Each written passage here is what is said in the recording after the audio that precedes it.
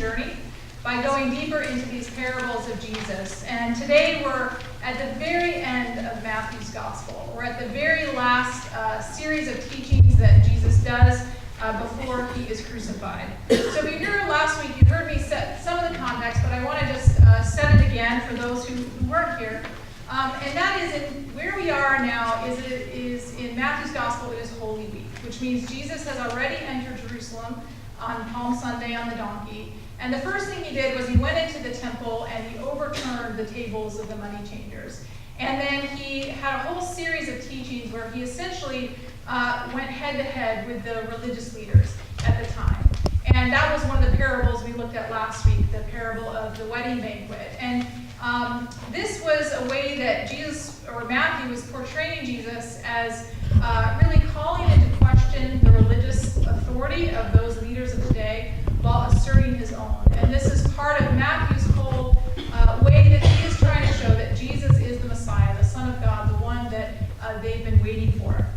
Well, after that whole series of teachings, Jesus and his disciples leave the temple grounds. And as they're leaving, the disciples say something about, look at these buildings, aren't they wonderful? And Jesus basically says, I tell you, not one wall will remain of this temple. And this is a veiled reference to two things. One, Jesus' own crucifixion and the temple of God that will be destroyed. But also it's a foreshadowing of the temple being destroyed by Rome in 70 AD, which has already happened by the time that Matthew's writing the gospel. And so after Jesus says this, that no wall will be left standing, the disciples ask Jesus, well, how do we know? How do we know when the end times are coming? What are the signs that you will be coming back? And this was part of the notion that the idea was that there would be this return of Jesus, the return of the Son of Man who would come to judge the powers and the people. And so the last little section of Jesus' teaching is all about these end times, so to speak, and these signs that are going to come, which are war and violence and destruction and persecution. And that this is a sign that God's kingdom is drawing near. And then at the very last section, Jesus basically tells 4 stories about waiting and what it means to wait for this time or this kingdom. And today's parable is one of those final 4 stories. We're going to hear the very last one in worship next week.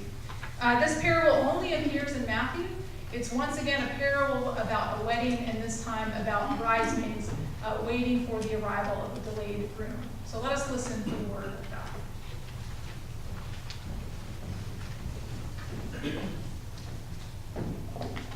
Good to be with you this morning on the last day of March. It seems to be going out like a lamb. Today's reading, of course, is from Matthew chapter 25. Then the kingdom of the heaven will be like this. 10 bridesmaids took their lamps and went to meet the bridegroom. 5 of them were foolish and 5 were wise. When the foolish took their lamps, they took no oil with them, but the wise took flasks of oil with their lamps. As the bridegroom was delayed, all of them became drowsy and slept. But at midnight there was a shout, "Look, here is the bridegroom. Come out to meet him." Then all those bridesmaids got up and trimmed their lamps. The foolish said to the wise, "Give us some of your oil, for our lamps are going out." But the wise replied, "No, there will not be enough for you and for us. You had better go to the dealer and buy some for yourselves."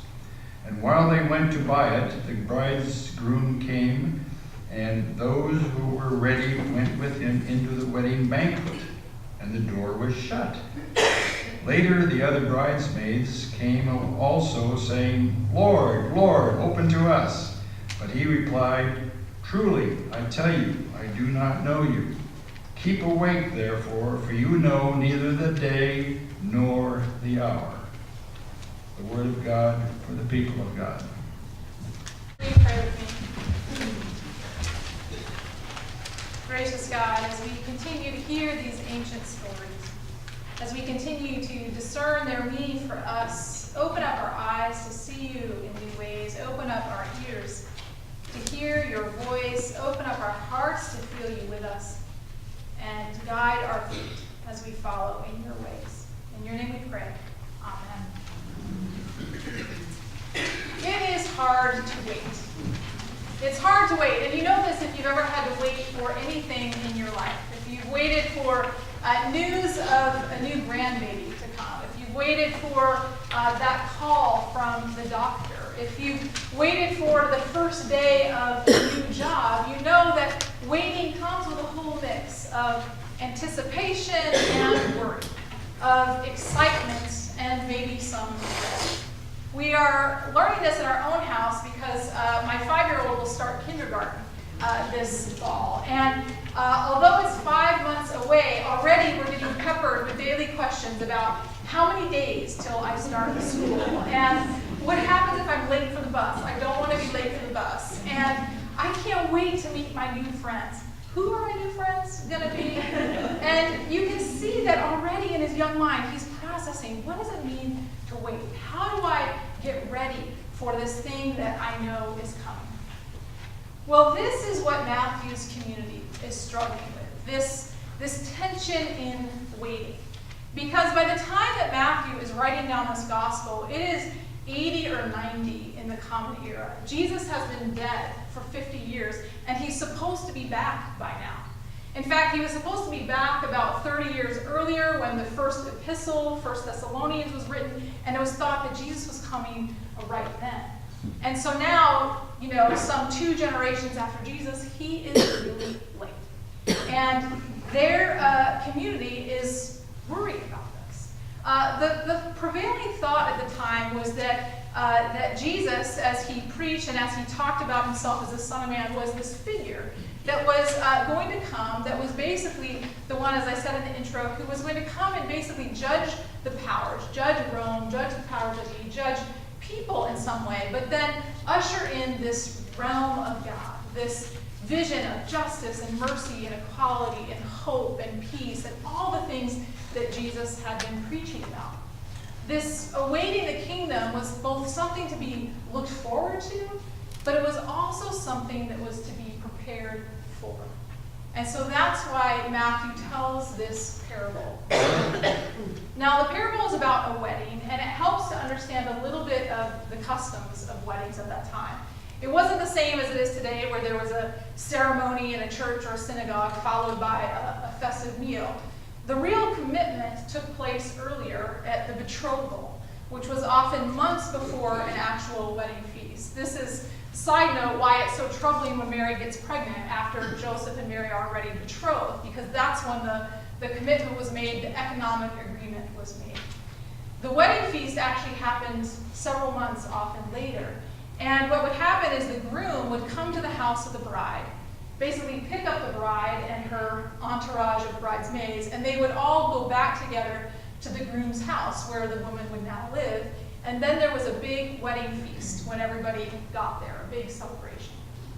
So as Matthew tells this parable, it suddenly, in the minds of his hearers, was likely clearly an allegory of Christ being the delayed bridegroom, and that Matthew and Matthew's community were these bridesmaids who are waiting for his arrival, waiting for the arrival of his kingdom. And what Matthew seems to be trying to get at is, how do we wait? Or how do we prepare for this arrival of this realm? And what's interesting is that he sort of delineates between these 2 bridesmaids, the foolish ones and the wise ones. And it's interesting because they all have their lamps. They all go out to meet the groom. They even all fall asleep. But what differentiates them is that 5 were wise because they anticipated the delay. They brought extra oil to have them be able to keep their lamps lit. And the oil would have been interpreted at that time as anything from good works to sort of faith itself. In other words, what Matthew is trying to do is differentiate between those who are in it for the long haul and those who are just there for the short term. The idea being that while we wait for this kingdom, we need to stick together. We need to continue to fill our lamps with oil. We need to continue to do that work of the kingdom kingdom that we know Jesus has called us to, even though he's really late. We know that he's going to come, and so we have to keep the faith. And in a way, it makes sense for where he was and how he was, his context for preaching, because at the time, this group was coming under the pressure of Rome. They'd already seen the violence that happens. They were also at odds with their Greco-Roman culture. They were also at odds with their own Jewish heritage. And so there was a real sense that, is Jesus coming back? Is this really worth waiting for? And so what Matthew tries to do is give them encouragement to say yes. Hang in there for the long haul. Keep the oil in the lamp. In a way, I think this is a helpful message for us. Because it is 2,000 years later, and if we thought Jesus was late in 80 CE, he's really late to the party now. But we're still waiting, truthfully, for that realm of God. We're still waiting for that love and that justice and that mercy and all the things that we talk about and yearn for and work for in the world. We're still waiting for that to be realized. And so there's a way that this passage invites us to think about, how can we stick it out to the long haul? When we can look all around us, and of course we see signs of the end of the times. We have climate change as our natural disaster. We have corruption. We have violence. We have wars. We have injustice. We have racism. And it's easy to think, wow, the world is going to heck in the handbasket, and is it going to get better anytime soon? Is God going to come back anytime soon? Is this realm going to happen anytime soon? And why do we even bother? And yet what this text invites us to do is to say, yes, how can we keep the faith? How can we hold on? How can we keep the oil in our lamp? And it's really a question that we are invited to wrestle with, I think, both individually and communally. What's the oil that we need to keep us going? I mean, I think about, for me personally, I know that oil it's journaling, it's prayer, it's time with my family, it's time outdoors, it's those spiritual practices that I do. But it's also the works that we do in the world. It's the service that we provide. It's the kind acts that we do. It's the forgiveness that we offer, because that's part of how we anticipate and realize and show that we still believe in and want to enact that realm of God today. As a community, we have to ask, what is the oil in our lamp? How can we keep that oil going? It's part of the reason we're here every Sunday morning, right? Is to get encouragement, hopefully, in worship that helps us continue to go through our lives. It's why we pray for each other. It's why we have a mission to the world, that we act out the kind of goodness and justice and mercy that we want to see in the world. And so I think there's a way that this text really encourages us to keep the faith and to hold strong and to hang in for the long haul. That's a sermon. That's going to preach. Okay? And I want us to hold that interpretation as part of what Matthew is doing, as part of the message that he has for us. And it's really a fine way to do this. One of the things we've been talking about all along is how these parables have multiple interpretations. And so I want us just to hold that one here. The reason this interpretation can work so well is if you ignore some other parts of the parable, right? And so now I want to move to some of the more difficult parts of the parable to give this interpretation just a little bit of a twist. And that is, when I first read this parable again in recent weeks and was thinking about it, I thought, wow, this is not a grace-filled parable.